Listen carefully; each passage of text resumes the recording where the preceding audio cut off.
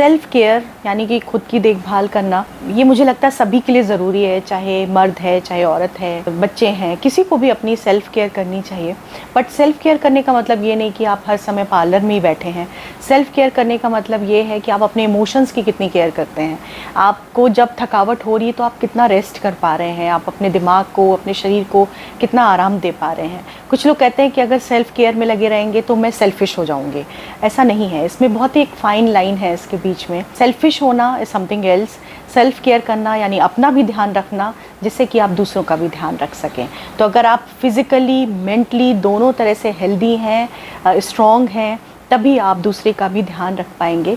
तो self care करें। महिलाएं सेल्फ केयर थोड़ा सा कम करती हैं, क्योंकि अगर वो किसी और की केयर करने लगती हैं तो उसी में अपनी लाइफ को पूरी तरह से इन्वॉल्व कर देती हैं। जब मेरे पास ओपीडी में महिलाएं आती हैं तो मैं उनसे पूछती हूँ कि 24 घंटे में खुद को कितना टाइम देते हो आप। उनको सोचने में बहुत टाइम लगता है कि वो खुद को कितना टाइम देती हैं। तो खुद को टाइम दें, वही सेल्फ केयर है, जिसमें कि आप मेंटली भी एक तरह से रिलैक्स हो रहे हैं और फिज़िकली भी रिलैक्स हो रहे हैं। सो बॉडी को भी रिलैक्सेशन चाहिए और माइंड को भी रिलैक्सेशन चाहिए। That's called the self care.